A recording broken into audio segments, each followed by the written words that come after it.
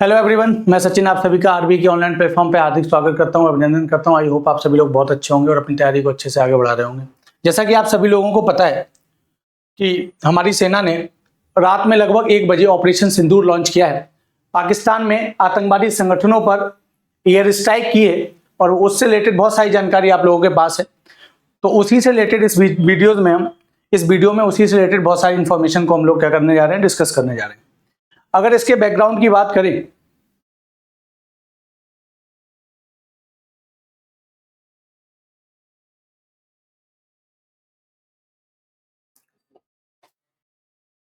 चलिए, तो अगर बैकग्राउंड की बात करें तो आपको पता है 22 अप्रैल का वो दिन 2025 का जहां पहलगाम में टेररिस्ट अटैक हुआ था। बहुत दुर्भाग्यपूर्ण दिन था, बहुत अनफॉर्चुनेट दिन था इंडिया के लिए। लोकेशन आपको पता है वेस्टर्न वैली है पहलगाम में, जिसे मिनी स्विट्जरलैंड कहा जाता है जम्मू कश्मीर में। हमारे वेस्टर्न वैली जिसे मिनी स्विट्जरलैंड कहा जाता है, ये साउथ कश्मीर में आता है। साउथ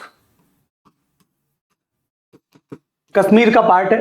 यहाँ लगभग टाइम अप्रोक्सीमेट 2:50 का टाइम था और इसमें 5 टेररिस्ट थे, आर्म टेररिस्ट थे। और ये किस संगठन से जुड़े हुए थे? संगठन का नाम है TRF, द रेजिस्टेंस फ्रंट। और ये लश्कर ए तैयबा नाम का जो आतंकी संगठन है, पाकिस्तान से ऑपरेट होता है, उसका एक विंग है। तो 5 आर्म टेररिस्ट ने भारत के जो टूरिस्ट थे, वहां पर हमारे जो जम्मू कश्मीर में हमारे जो टूरिस्ट घूमने गए थे, उनको क्या किया? टूरिस्ट पे अटैक किया। और सबसे इंपॉर्टेंट ये था कि उनका रिलीजन के बेसिस पे उन्हें आइडेंटिफाई किया और फिर शूट किया। बेसिकली ये जो वहां का जो पाकिस्तानी सेना का आपने चीफ सुना होगा, मुल्ला मुनीर, उसकी जो वर्किंग स्टाइल है कि वो जो है धर्म के आधार पर उन्माद फैलाना चाहता है भारत में। उसकी एक जो स्ट्रेटजी थी, उसी रणनीति के तहत रिलीजन पूछ के हमारे टूरिस्ट को क्या किया गया? वहां पर आतंकवादियों ने शूट किया। और भारत सरकार के PIB की इंफॉर्मेशन के अनुसार 25 इंडियन नेशनल और 1 नेपाली टूरिस्ट इसमें क्या हुई? डेथ हुई। और ये इंफॉर्मेशन आपको यहाँ PIB में आज की ये मिनिस्ट्री ऑफ डिफेंस की प्रेस ब्रीफिंग है, जिसमें ये मिल जाएगी, जहां पर ये लिखा हुआ है कि 25 इंडियंस और 1 नेपाली सिटीजन इसमें टेरर अटैक में उनकी हत्या हो गई, डेथ हो गई। इसके बाद इसको रिटेलिएट करते हुए हमने राइट टू डिफेंड है हमारे पास। यूनाइटेड नेशन का जो चार्टर है, उसमें हर एक देश को अपनी रक्षा करने का अधिकार होता है। और उस अधिकार का यूज करते हुए आतंकवादियों पर भारत सरकार ने यह इंश्योर किया है कि हम शांति की बात करते हैं, हम दुनिया में पीस की बात करते हैं, वसुधैव कुटुंबकम की बात करते हैं, लेकिन जो हमारे अगेंस्ट काम करेगा, हमारे देश के हमारे नागरिकों को मारेगा, तो हम उसको क्या करेंगे? हमारे पास राइट टू डिफेंड है। और उसका यूज किया और ऑपरेशन सिंदूर लॉन्च किया, राइट टू डिफेंड का यूज करते हुए, अपनी रक्षा के अधिकार का प्रयोग करते हुए। और रात में 1 बजे के समथिंग हमारी सेनाओं ने ज्वाइंट ऑपरेशन में, ऑपरेशन सिंदूर में, लगभग 9 अलग अलग स्थानों पर पाकिस्तान में क्या किया? स्ट्राइक किया। और बेसिकली वो टारगेट किया कौन से? जितने भी टेरर ऑर्गेनाइजेशंस पाकिस्तान में ऑपरेट करते हैं, उन टेरर ऑर्गेनाइजेशंस के हेडक्वार्टर्स को टारगेट किया। अब देख सकते हैं, India targeted 9 terror launch pads in Pakistan and POK। POK हमारा है, इंडिया का है, हमारा POK, जिसको पाकिस्तान ने इलीगली ऑक्युपाई कर लिया। तो ये स्ट्राइक इसलिए और इंपॉर्टेंट है। देखिए इंपॉर्टेंट क्यों है? क्योंकि इस बार हमने पाकिस्तान में भी जाके अटैक किया है। लास्ट टाइम जब हमने ऑपरेशन बंदर किया था, बालाकोट एयर स्ट्राइक की थी, तो हमने क्या किया था? वो POK, चूंकि POK हमारा है, तो हमने अपने टेरिटरी में जो आतंकी संगठन थे उन पे अटैक किया था। लेकिन इस बार क्या है? इस बार हमारे जो POK है, जहां पे आतंकवादी संगठन, पाकिस्तान स्पॉन्सर्ड जो आतंकवादी संगठन काम करते हैं, उसके अलावा हमने पाकिस्तान के जो पंजाब प्रोविंस है, जो लाहौर के आसपास के जो एरियाज हैं, उनमें भी मैं वो लोकेशंस आपको अगले पेज पे दिखाऊंगा कहां कहां पे अटैक किया है। तो पाकिस्तान के जो पंजाब प्रोविंस है, उसमें जो लाहौर है, उसके लाहौर के आसपास के जो एरियाज है, जहां पर वो लश्कर ए तैयबा और जैसे मोहम्मद के जो आतंकी संगठन है वो ऑपरेट होते हैं, वहां पर हमने अटैक किया। तो इसलिए ये इंपॉर्टेंट और हो जाता है, ऑपरेशन सिंदूर और ज्यादा यहां से इंपॉर्टेंट हो जाता है कि हमने पाकिस्तान में घुस के पाकिस्तान को मारा है। Clear. This symbolic strike sends a strong message against cross-border terrorism and its roots. One of the camps destroyed was the same location where 26/11 terrorist Ajmal Kasab, ये जितनी भी लोकेशंस पे अटैक किया हुआ है वो टारगेटेड अटैक था हमारा, बहुत प्रिसीजन गाइडेड अटैक था, जिसमें और इसमें ऐसी मिसाइल्स का यूज किया गया था जिसमें लो कोलेटरल डैमेज के चांस होते हैं, मतलब जहां पर आम सिविलियंस को कोई नुकसान ना पहुंचे, केवल टेररिस्ट ऑर्गेनाइजेशंस और उनसे जुड़े जो टेररिस्ट थे उन्हीं पे क्या उनके जो कैंप्स हैं, उनकी जो एक्टिविटीज हैं, उनके जो वेपन्स हैं उनके पास, उन सबको खत्म किया जाए और टेररिस्टों को खत्म किया जाए। इसीलिए हमने क्या किया, और ये सारे टेरर ग्रुप्स जहां पे ऑपरेट हो रहे थे, जिन जगहों पर ऐसे टेररिस्ट सेंटर्स थे ये इन ऑर्गेनाइजेशंस के जहां पर आतंकवादियों को ट्रेनिंग दी जाती थी, जैसे अजमल कसाब जो आतंकी था जिसने 26/11 अटैक में ये जीवित पकड़ा गया था, इसको फांसी दी गई थी उसके बाद मुंबई पे जो आतंकवादी हमला हुआ था। तो उस ये जो ट्रेनिंग इसने बताया कि ये ट्रेनिंग कहां से लेके आया था, तो ऐसी एरियाज में टारगेट किया गया इस ऑपरेशन में। देखिए activities after the Pahalgam terror attack, 22 अप्रैल 2025 को जो पहलगाम में आतंकवादी हमला कराया पाकिस्तान ने, उसके बाद क्या क्या एक्शंस हुए आपको बहुत सारी चीजें पता होंगी, एग्जाम के पॉइंट ऑफ व्यू से जो चीजें हैं वो मैं यहाँ पे डिस्कस कर, जैसे review of Indus water treaty. Indus water treaty को सस्पेंड कर दिया, क्लियर, निलंबित कर दिया। इंडस वाटर ट्रीटी कब हुई ये क्वेश्चन पूछेगा, 1960 में हुई, क्लियर। किसने की, भारत के प्रधानमंत्री जवाहरलाल नेहरू और पाकिस्तान का मिलिट्री जनरल उस समय शासन तानाशाह था, जो शासन कर रहा था उसका नाम था जनरल अयूब खान, इन दोनों के बीच में हुई, क्लियर है। इसमें जो मीडिएटर है वो कौन है, ये क्वेश्चन पूछा जा सकता है। तो इस ट्रीटी में जो मीडिएशन कर रहा था वो कौन था, बर्डविन। और यहां से ज्योग्राफी का क्वेश्चन बन सकता है, मैं शायद अगली स्लाइड पे इसके बारे में दिया होगा, तो मैं 1 मिनट वो स्लाइड आपको दिखा देता हूं, वहां पे डिस्कस कर लेता हूं। पहले इसको ये देखिए, यहां पे आप देख सकते हो इंडस वाटर ट्रीटी का, इंडस वाटर ट्रीटी इंडस और उसकी 5 ट्रिब्यूटरी से संबंधित है, आप देख सकते हो। और ये कौन सी ट्रिब्यूटरी है, आपने ज्योग्राफी में पढ़ा होगा, लेफ्ट ट्रिब्यूटरीज है, सतलुज, रावी, चिनाब, झेलम। और अच्छा ये यहाँ पे ये तो पाकिस्तान में दिखाई गई है रिवर्स, ये सतलज, ब्यास, रावी, चिनाब, झेलम 5 हो गई, जिन्हें पंचनद कहते हैं, और एक इंडस। इन 6 नदियों को मिलाके ये इंडस वाटर ट्रीटी साइन की गई 1960 में, जिसमें ये जो 3 नदियां हैं इंडस, चेनाब और झेलम, इन्हें वेस्टर्न रिवर कहा गया, पश्चिमी नदियां कहा गया, और ये जो नीचे की हैं ब्यास, सतलज और रावी, ये वाली, इन्हें ईस्टर्न रिवर्स कहा गया। और इस इंडस वाटर ट्रीटी में ईस्टर्न रिवर पर, मतलब ब्यास, सतलज और रावी पर भारत को पानी का अधिकार दिया गया, और वेस्टर्न रिवर इंडस, झेलम और चिनाब पर पाकिस्तान को पानी का अधिकार दिया गया, क्लियर है। हालांकि कई बार पॉलिटिकल और डिप्लोमेटिक लेवल पे ये बात चली कि पाकिस्तान लगातार आतंकवाद फैला रहा है पूरी दुनिया में, और हमारे देश में फैला रहा है, जम्मू कश्मीर में आतंकवाद फैला रहा है, तो क्यों ना इस ट्रीटी को क्या किया जाए, इस ट्रीटी के जरिए डिप्लोमेटिक जो है उस पर प्रेशर डाला जाए। और ये बहुत इंपॉर्टेंट ट्रीटी है क्योंकि ये लाइफ लाइन है, ये इंडस रिवर पाकिस्तान की लाइफ लाइन है, क्लियर है। अगर आप पाकिस्तान का मैप देखेंगे तो मैं आपको एक मैप इसमें दिखा देता हूं, ये देखिए, ये जो पाकिस्तान है, इसका पाकिस्तान का ये जो है गुजरात राजस्थान से लगा हुआ, ये जो है ये सिंध प्रांत है पाकिस्तान का, इससे इधर लगा हुआ बलूचिस्तान है। बलूचिस्तान पाकिस्तान का सबसे बड़ा प्रोविंस है, और बलूचिस्तान पूरे पाकिस्तान का 44% एरिया ऑक्युपाई करता है। और यहां पर लगातार आजादी की लड़ाई चल रही है, और बिल्कुल लास्ट स्टेज में है वो लड़ाई, और मैं बताऊंगा आपको किस तरीके से पाकिस्तान 4 टुकड़ों में जल्दी आगे आने वाले फ्यूचर में टूट सकता है। इधर से अफगानिस्तान बॉर्डर है पाकिस्तान का, और ये जो एरिया है पाकिस्तान का, ये KPK है पाकिस्तान का प्रोविंस, खैबर पख्तूनख्वा, जिसमें पख्तूनिस्तान नाम का एक नया देश बनाने की मांग चल रही है, और उसको तालिबान से, अफगानिस्तान से सपोर्ट है। और वहां पर एक टेररिस्ट ऑर्गेनाइजेशन है तहरीक-ए-तालिबान पाकिस्तान, वो यहां पर लगातार लड़ाई लड़ रहा है पाकिस्तान से पख्तूनिस्तान बनाने की, क्लियर है। और ये जो प्रोविंस है पाकिस्तान का, इसको कहते हैं पाकिस्तान का पंजाब प्रोविंस, जिसकी कैपिटल है लाहौर, क्लियर है, जिसकी कैपिटल क्या है, लाहौर है।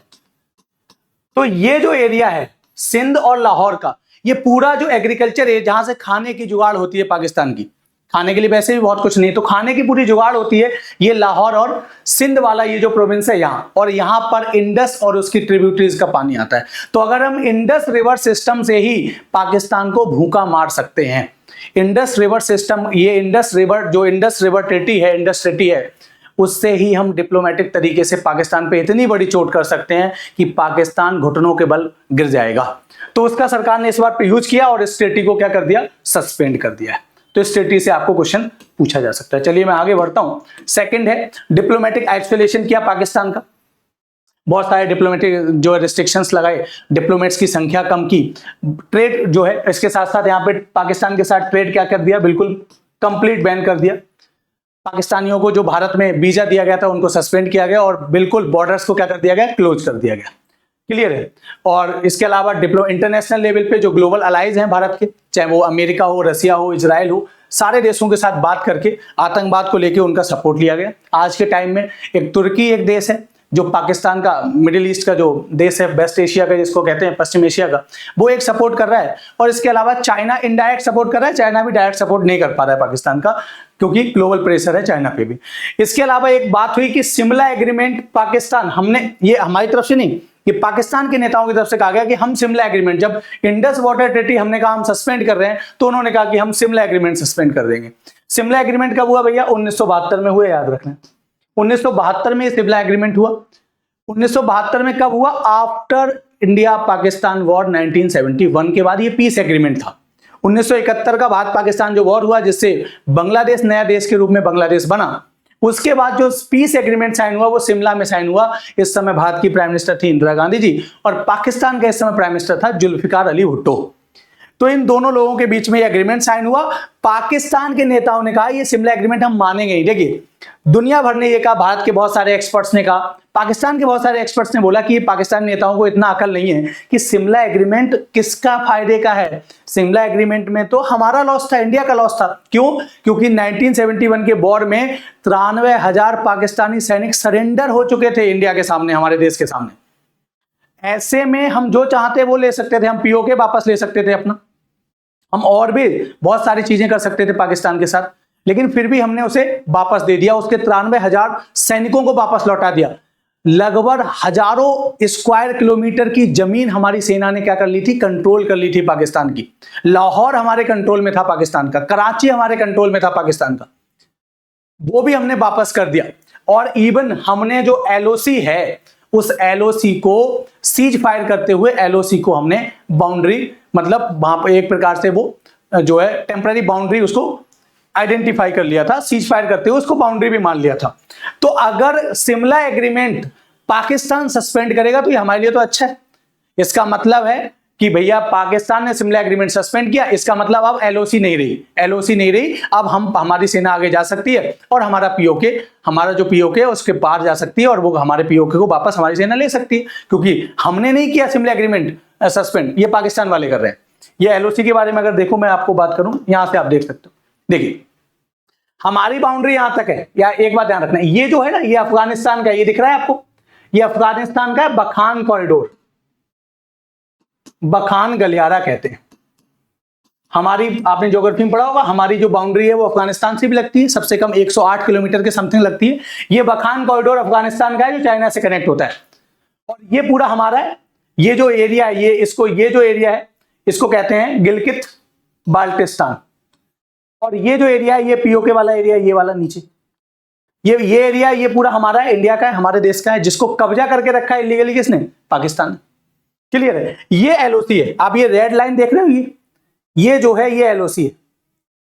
ये जो एलओसी है ये 1947 में बनी थी और इसको सीज फायर के जरिए दोनों देशों ने माना था 1972 के शिमला एग्रीमेंट में। 1947 में जब पाकिस्तान ने, आजादी के बाद पाकिस्तान ने जब अटैक किया कश्मीर पे, तो पाकिस्तानी जो सोल्जर्स थे वो मिलिटेंट्स के, मिलिटेंट कह रहा हूं, वो टेररिस्ट के बेस में पाकिस्तानी सोल्जर्स इधर आए और उन्होंने इस पे अटैक किया जम्मू कश्मीर पे। फिर जब जम्मू कश्मीर का विलय कर दिया, इंस्ट्रूमेंट ऑफ एक्सेशन पे राजा हरि सिंह ने सिग्नेचर कर दिए, साइन कर दिए, तो इस तरीके से जम्मू कश्मीर का भारत में विलय हो गया और फिर भारत की सेना श्रीनगर पहुंचती है और श्रीनगर से भारत की सेना कार्रवाई करते हुए इन पाकिस्तानी जो टेररिस्ट थे, आतंकवादी थे, सेना के उनके जो सोल्जर्स थे, आतंकवादी के बेस में यहाँ पे अटैक करने आए थे, इनको फिर भगाना यहाँ से शुरू किया और भगाना शुरू किया। भगाते भगाते हमारी सेना कहाँ पहुंच गई, इस एलओसी तक पहुंच गई। और इसके बाद लॉर्ड माउंटबेटन ने नेहरू जी को एक सलाह दे दी और वो एक गलत सलाह जिसको नेहरू जी ने मान लिया और नेहरू जी पहुंच गए कहाँ, यूनाइटेड नेशन सिक्योरिटी काउंसिल। और यहां से ये मुद्दा जो था वो इंटरनेशनल बना दिया एक गलती ने, और यहां से हमारी सेना लगातार पाकिस्तान की सेना को पीछे ले जाती जा रही है, लेकिन तभी यूनाइटेड नेशन का आदेश आ जाता है और सीज फायर हो जाता है। मतलब स्टेटस को मेंटेन किया जाता है कि जहां पर जो सेनाएं हैं वहीं पे रुक जाएं। तो जहां पर जो सेनाएं 1947 में 1949 में जब यूनाइटेड नेशन का आदेश आया 1948 में रुकी, उसी को कहा गया क्या, LOC, लाइन ऑफ कंट्रोल। जबकि इधर देखो ये अक्साई चीन है, ये हमारा है, ये एरिया, ये चाइना ने 1962 के वॉर में कब्जा कर लिया था, ये भी हमारा है। ये LAC है, line of actual control, line of actual control. ये चाइना के साथ जो बाउंड्री है उसको LAC कहते हैं, और पाकिस्तान के साथ यहां पर जो बाउंड्री है उसको LOC कहते हैं। ध्यान रखना, इसके नीचे का जो बॉर्डर है उसको IB कहते हैं, इंटरनेशनल बॉर्डर कहते हैं। इसको आपको क्लियरली आपको पता होना चाहिए। LOC के नीचे का जो इंडिया पाकिस्तान के बीच का बॉर्डर है वो इंटरनेशनल बॉर्डर है। ये इंटरनेशनल बॉर्डर नहीं है, ये LOC है, लाइन ऑफ कंट्रोल है, जहां पे दोनों देशों की सेनाएं यूनाइटेड नेशन के आदेश के बाद रुकी थी। और इसको शिमला एग्रीमेंट 1972 में क्या कर दिया गया था, इसको बाउंड्री, LOC को टेम्पररी बाउंड्री मान लिया गया था, सीज फायर कर दिया गया था।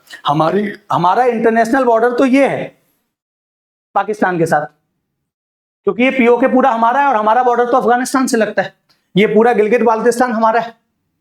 क्लियर है? तो ये था शिमला एग्रीमेंट। अगर शिमला एग्रीमेंट पाकिस्तान सस्पेंड करता है तो अच्छी बात है, अपने पैर पे कुल्हाड़ी मार रहा है और हमें मौका दे रहा है, और हम अपना POK वापस ले लेंगे, और फिर बाउंड्री हमारी अफगानिस्तान से लगेगी, और अफगानिस्तान से सेंट्रल एशिया होते हुए यूरोप तक एक कॉरिडोर ओपन हो जाएगा, और अफगानिस्तान से सेंट्रल एशिया यूरोप जाने के लिए हमें किसी और की जरूरत नहीं पड़ेगी। इसके बाद स्ट्रेंथनिंग मिलिट्री प्रिपेयर्डनेस, हमने अपनी मिलिट्री तैयारी पूरी की, आपने देखा होगा। मैं आपको यहां से बता देता हूं, ये जो मैप है आप देखो, यहां पे अरेबियन सी में यहां पर क्या है, इधर इंडियन नेवी है हमारी, और इंडियन नेवी ने यहां पर हमारे एयरक्राफ्ट कैरियर को डिप्लॉय कर दिया गया है। INS विक्रमादित्य, INS विक्रांत हमारे पास 2 हैं, पाकिस्तान के पास एक भी नहीं, आपने सुना होगा। एयरक्राफ्ट कैरियर मतलब बहुत लंबे जहाज, जिस पर फाइटर प्लेन्स, जिसपे कॉम्बैट हेलीकॉप्टर्स, जिसपे हजारों की संख्या में सैनिक होते हैं। दोनों यहां पे हमने अपने एयरक्राफ्ट कैरियर को डिप्लॉय कर दिया है। हमारे यहां पे डेस्ट्रॉयर्स, सबमरीन्स डिप्लॉयड हैं, और कॉर्बेट्स डिप्लॉयड हैं, और ये सारा क्या कर रहे हैं, यहां पर पाकिस्तान को ब्लॉक कर सकते हैं, पाकिस्तान की यहां पे सप्लाई चेन को तोड़ सकते हैं। क्लियर है? और इसके बाद यहां से हम नेवी के थ्रू हम पाकिस्तान पे प्रेशर डाल रहे हैं। इधर आप देखोगे, इधर बलूचिस्तान है, और ये जो बलूचिस्तान है यहां पर BLA जो है, बलूच लिबरेशन आर्मी है, बलूचिस्तान में BLA आजादी की लड़ाई लड़ रहा है। तो पाकिस्तान आजकल कहा जा रहा है कि पाकिस्तान सैंडविच बन सकता है।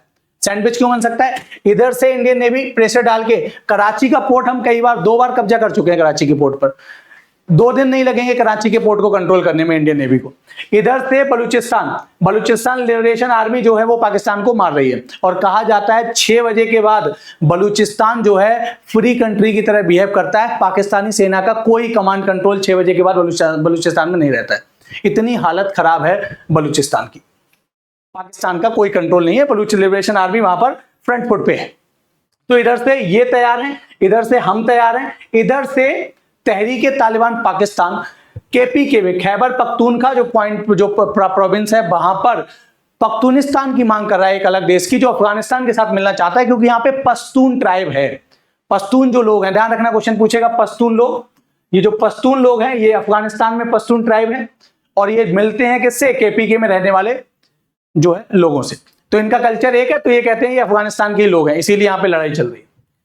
तो इधर से तहरीक-ए-तालिबान पाकिस्तान और तालिबान मिलके मारेगा पाकिस्तान को, इधर से बलूचिस्तान मारेगा, इधर से हमारी इंडियन नेवी, और इधर से एयरफोर्स और मिलिट्री हमारी मारेगी। इस तरीके से कहा जा रहा है अगर यहाँ पर वॉर और ज्यादा एक्सेलरेट करता है पाकिस्तान, तो फिर सैंडविच बन जाएगा और पाकिस्तान बचेगा नहीं। पाकिस्तान कहा जा रहा है 4 टुकड़ों में बढ़ सकता है, क्योंकि यहाँ सिंध में भी लगातार अलग होने की मांग चल रही है। सिंध, बलूचिस्तान, पाकिस्तान का जो पंजाब है जिसकी कैपिटल लाहौर है, और इधर KPK जो पख्तूनिस्तान की मांग कर रहा है।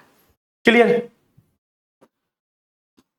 चलिए अब हम थोड़ा सा और डिटेल देख लेते हैं इसके बारे में।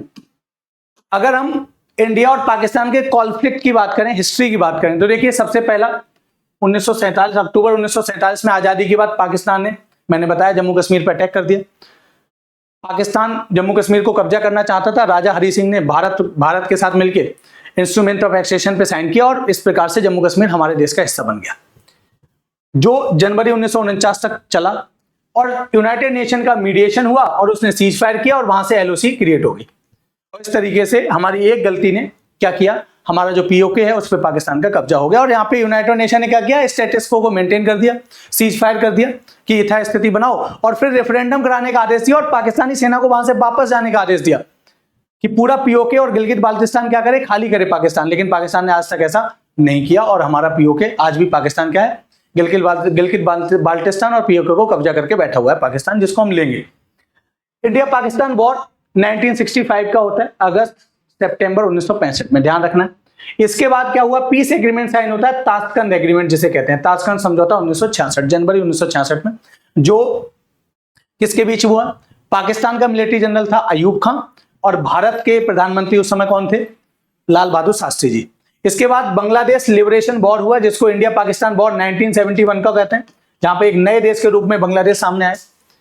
क्लियर, दिसंबर 1971। इसके बाद 1972 में सिमला एग्रीमेंट हुआ, जो मैं बता चुका हूं, 1972 का याद रखना है, सिमला एग्रीमेंट 1972, जिसके बाद एक नए देश के रूप में बांग्लादेश बना।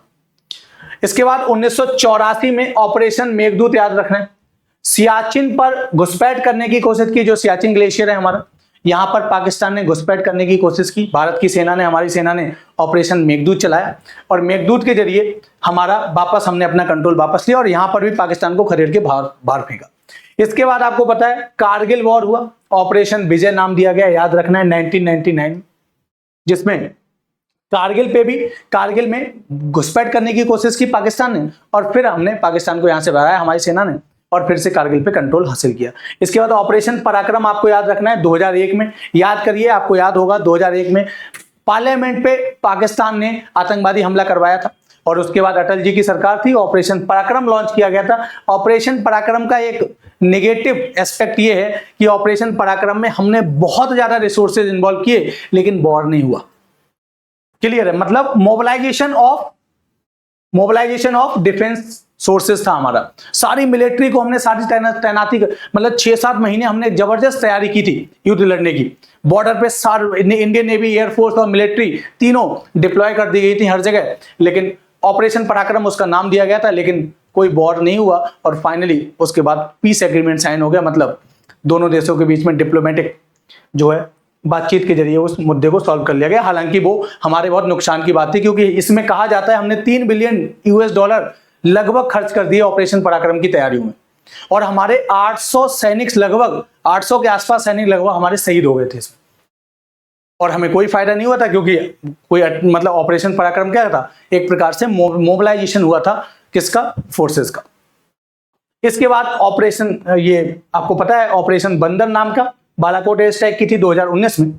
क्लियर है, और इंडियन एयरफोर्स ने जैसे मोहम्मद, जो टेररिस्ट ऑर्गेनाइजेशन है, जैसे मोहम्मद, बालाकोट में उसके बहुत सारे ठिकानों पे क्या किया था, हमला किया था और उसको खत्म किया था। इसके बाद ऑपरेशन सिंदूर, आपको पता ही है, 9 टेरर कैंप्स को खत्म किया है पाकिस्तान में। क्लियर है, चलिए अब मैं यहां पे एक बात कर लेता हूं, ये देखिए यहां पे मैं बात कर लेता हूं, पहले मैं कुछ बातें आपको ऐड कर देता हूं। जैसे जैश-ए-मोहम्मद, ये एक आतंकी संगठन है जिसका सरगना है मसूद अजहर, याद रखना है।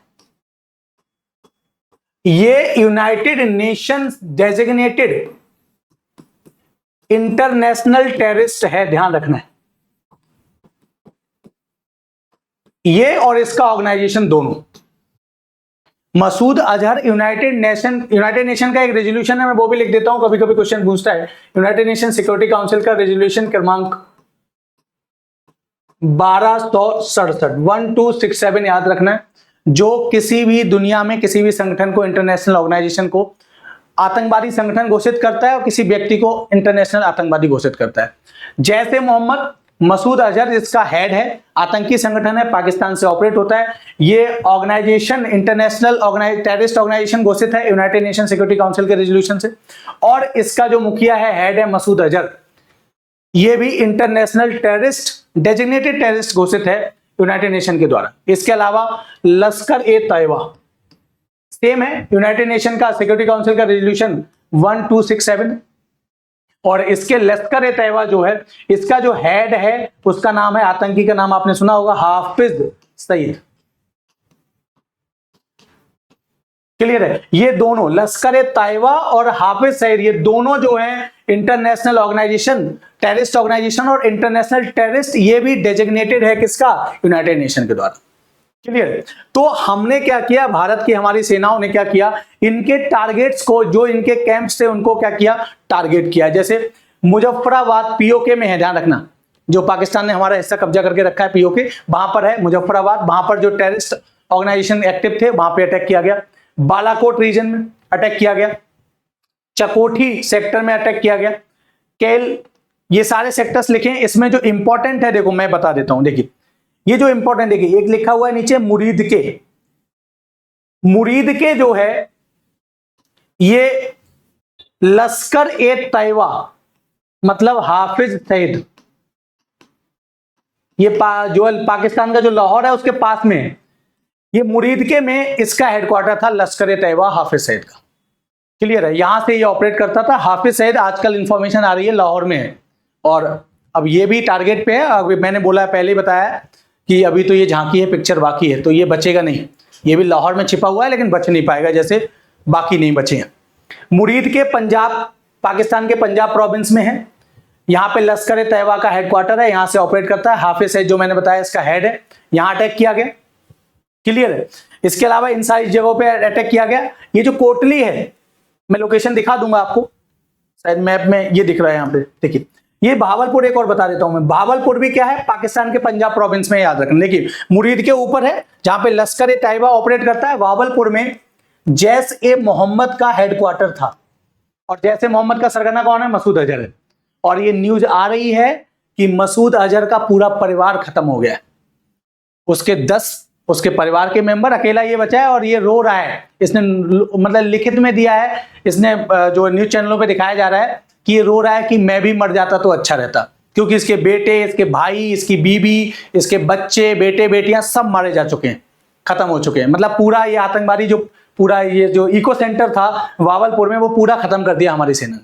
केवल ये बचा हुआ है जो है मसूद अजहर, ये भी जल्दी ही निपट लेगा, जल्दी ही निकलेगा, ये भी जाएगा। बस अगले अटैक का हमें इंतजार करना है हमारी सेनाओं का, और ये भी जाएगा, हाफिज सईद भी जाएगा। तो जैश-ए-मोहम्मद भावलपुर से अटैक करता था, इसलिए इसको टारगेट किया गया। मुरीद के से लश्कर-ए-तैयबा ऑपरेट करता था, और एक और आतंकवादी संगठन है, ये जो कोटली दिख रहा है, कोटली, मुजफ्फराबाद कोटली, यहां पर एक आतंकवादी संगठन ऑपरेट करता था जिसका नाम है हिजबुल मुजाहिदीन, और इसका जो मुखिया है उसका नाम मैं लिख देता हूं, सैयद सलाउद्दीन। ये भी यूनाइटेड नेशन के रेजोल्यूशन क्रमांक 12/1267 में United Nation designated international terrorist organisation है हिजबुल मुजाहिदीन, और ये इंटरनेशनल टेररिस्ट घोषित है सैयद सलाउद्दीन। तो ये 3 इंटरनेशनल टेररिस्ट मैंने नाम बता दिया, सैयद सलाउद्दीन, मसूद अजहर और हाफिज सईद, और इनके ऑर्गेनाइजेशंस के। अच्छा, जो पहलगाम आतंकवादी हमले में जो टेररिस्ट ऑर्गेनाइजेशन काम कर रहा था, जिसने अटैक करवाया, उसका नाम मैंने बताया आपको क्या था, TRF। ये किससे जुड़ा हुआ था? लश्कर-ए-तैयबा से जुड़ा हुआ था। क्लियर है? तो ये साइट्स हैं जहां पर अटैक हुआ है, आप एक बार देख सकते हो इनको मैप में। लोकेशंस पूछी जा सकती हैं आपसे ज्योग्राफी के पेपर में। क्लियर? ये सारी देखिए लिखा हुआ है जो मैंने बताया। मुजफ्फराबाद मैंने बताया, देखो हिजबुल मुजाहिदीन।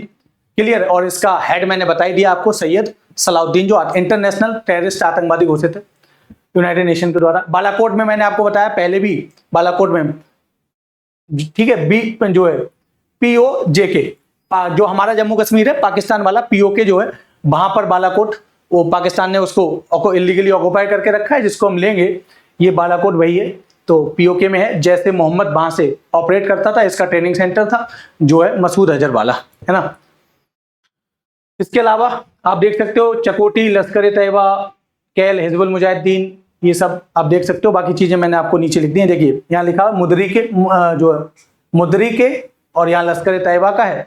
इसके अलावा कोटली में भी है ये सारी चीजें, और एक बावलपुर और था, ये शायद आगे लिखा होगा, अच्छा यहाँ पे नहीं है, मैंने आपको बता दिया बावलपुर से कौन। और बावलपुर में क्यों इंपॉर्टेंट हो गया? क्योंकि जो मसूद अजहर और उसका पूरा परिवार जो खत्म हुआ है, वो उसी बावलपुर में उस ट्रेनिंग, वो पूरा उनका पूरा इकोसिस्टम था, टेरर जो आतंकवादी इकोसिस्टम था, ये टेरर सेंटर था वो बावलपुर में मसूद अजहर का, वहां पे ये खत्म हुआ है। शिमला एग्रीमेंट का ये आपको दिख रहा है, इंदिरा गांधी जी और ये पाकिस्तान का प्राइम मिनिस्टर है, जिसका नाम है जुल्फिकार अली भुट्टो, इसके बीच में हुआ।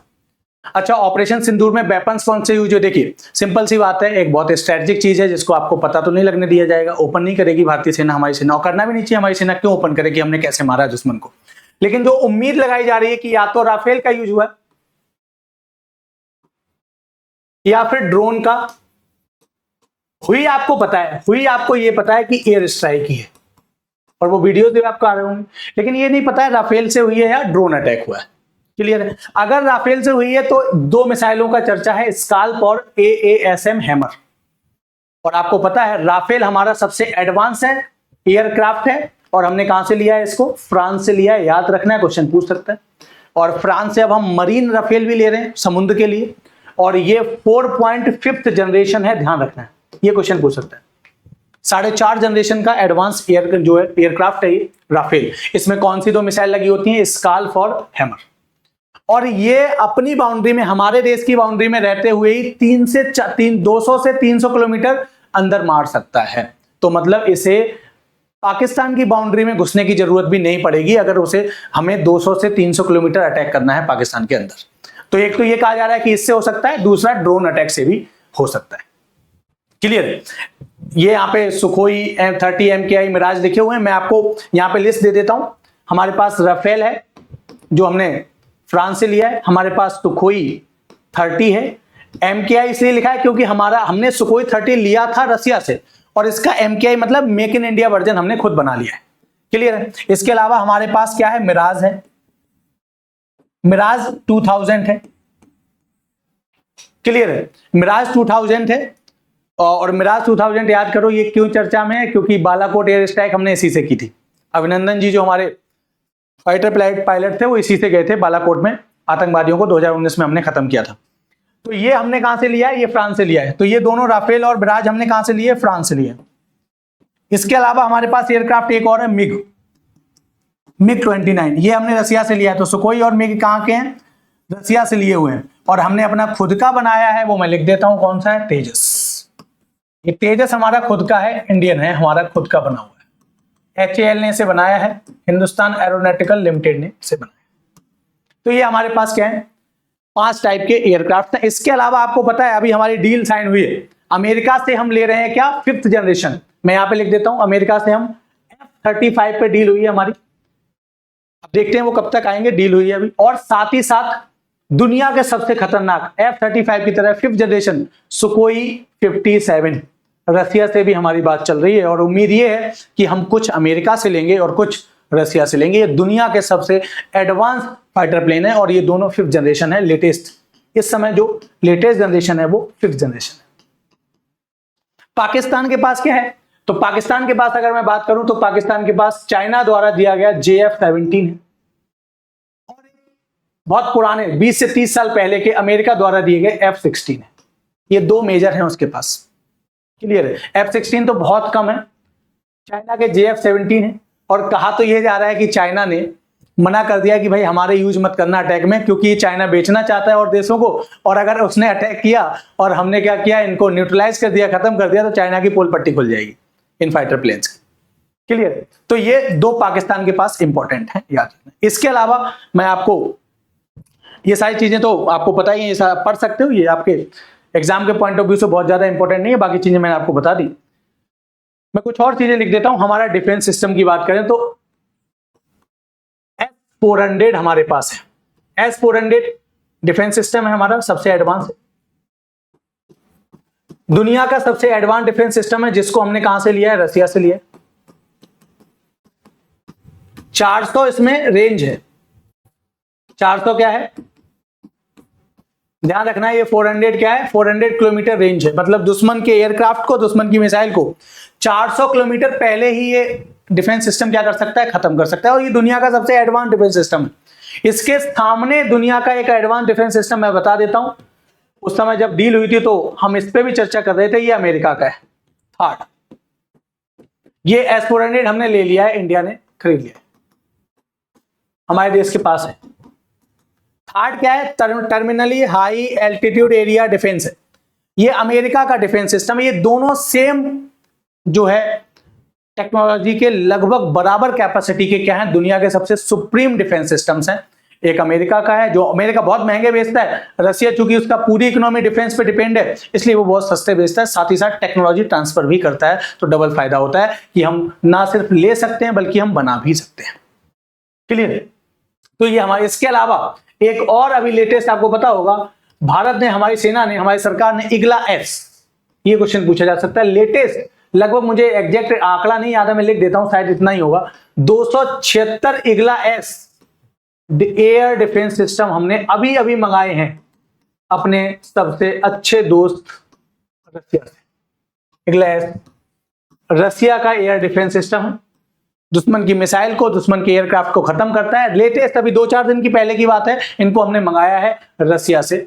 और ये सबसे इंपॉर्टेंट है, ये क्या है, ये पोर्टेबल हैं, ये कंधे पे रख के, सैनिक अपने शोल्डर पे रख के, अपने कंधे पे रख के इसको मार सकता है। तो मतलब ये किसी भी सिचुएशन में, किसी भी पॉइंट पर, किसी भी लोकेशन पे जाके दुश्मन पे अटैक करके उसको खत्म कर सकते हैं।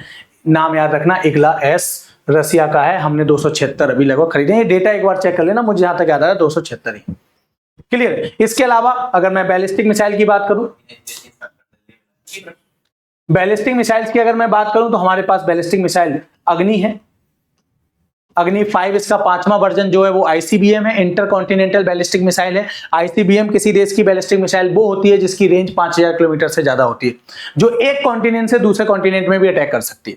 तो हमारे पास अग्नि है, हमारे पास पृथ्वी है, हमारे पास आकाश है, एयर, आकाश जो है सरफेस टू एयर है, हमारे पास त्रिशूल है सरफेस टू एयर, और हमारे पास एंटी टैंक बैलिस्टिक मिसाइल है नाग।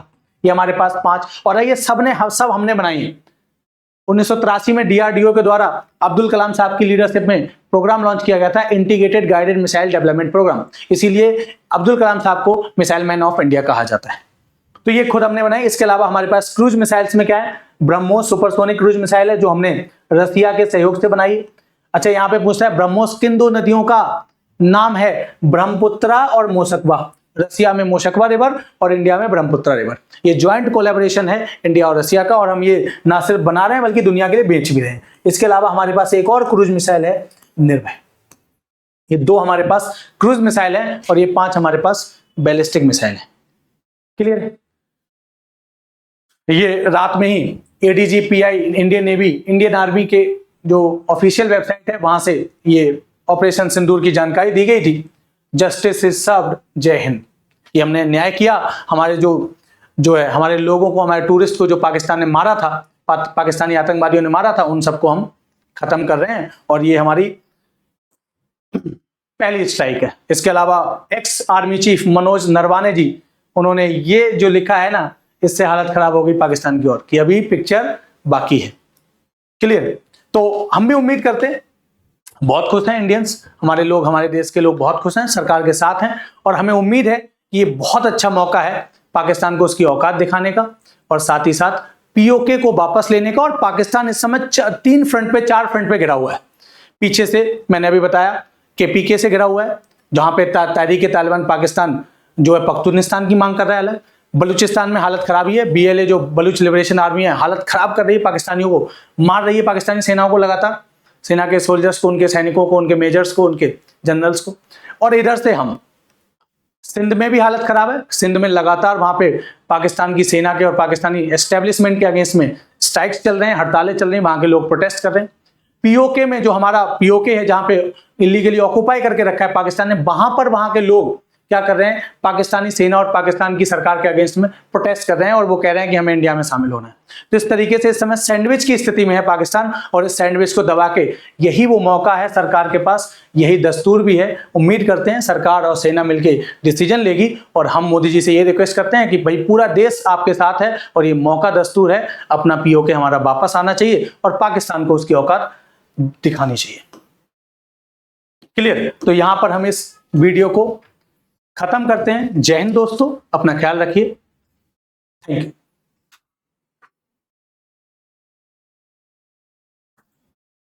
क्या आप एसएससी एग्जाम्स की तैयारी कर रहे हैं और कंफ्यूज्ड हैं कैसे प्रिपरेशन करें? देखो, कोई भी कॉम्पिटिटिव एग्जाम अगर आपको निकालना है तो सबसे जरूरी है आपका उसमें हार्ड वर्क, उसके बाद right strategy and right guidance. मैं Shubham Jain, ex GST inspector, जिसने अपने 7 साल के टीचिंग करियर में लाखों बच्चों को ट्रेन किया और उनकी ड्रीम जॉब तक पहुंचने में मदद करी है। मैंने खुद एसएससी सीजीएल एग्जामिनेशन को फर्स्ट अटेम्प्ट में निकाला था, तो I know the best method जिससे कम से कम टाइम में अपन प्रिपरेशन तक कर सकते हैं। आप लोगों के लिए लेके आया हूँ ऑफिसर बैच, एक ऐसा बैच जिसमें बेसिक्स टू हाई लेवल सारी चीजें आपको कराई जाएंगी। मैथ्स में उसमें मैं खुद पढ़ाता हूँ, साथ ही साथ आपको उसमें एक दिया जाता है टारगेट ग्रुप, जिसमें आप डेली बेसिस पे आपको टारगेट दिए जाएंगे, आपको वो फॉलो करने हैं और आप लिमिटेड टाइम के अंदर अपने कोर्स को कवर कर सकते हैं। साथ ही साथ एक डाउट ग्रुप भी होगा जिसमें मैं खुद अवेलेबल रहूंगा। आप कोई भी क्वेरी अपने डायरेक्टली मुझसे पूछ सकते हैं और अपनी सही गाइडेंस में प्रिपरेशन को आगे ले जा सकते हैं। डिस्ट्रैक्शन फ्री एनवायरनमेंट में आप अपनी कंप्लीट तैयारी करेंगे तो आपके सिलेक्शन के चांसेस ज्यादा बढ़ेंगे। साथ ही साथ कोई भी चीज आप पढ़ते हैं तो उससे रिलेटेड टेस्ट वहां पे अवेलेबल रहते हैं, जिससे आप अपनी परफॉर्मेंस को एनालाइज कर पाएं। प्री और मेंस की टेस्ट सीरीज कोर्स के साथ आपको मिलेगी। इसके साथ साथ आपके लिए एक एड ऑन भी है। जो लोग स्टेट एग्जाम्स की प्रिपरेशन करते हैं, जैसे जिसमें हिंदी पूछा जाए, स्टेनोग्राफी की कुछ बच्चे प्रिपेयर कर रहे होते हैं, या फिर कंप्यूटर कुछ एग्जाम्स में पूछा जाता है, तो उसकी क्लासेस भी हमने ऑफिसर बैच के अंदर इंक्लूड कर दी है, मैथ्स, इंग्लिश, जीके, रीजनिंग के साथ साथ। तो एक कोर्स में आपकी कंप्लीट प्रिपरेशन हो जाएगी। आप लोगों के लिए एक ऑफर भी है, अगर आप एग्जाम 10 कोड यूज करेंगे तो आपको 10% का डिस्काउंट मिल जाएगा ऑफिसर बैच के ऊपर। अगर आप इंडिविजुअल सब्जेक्ट से कोर्सेज लेना चाहते हैं तो these are also available at very affordable prices, तो आप you can enrol in those courses as well. Jai Hind.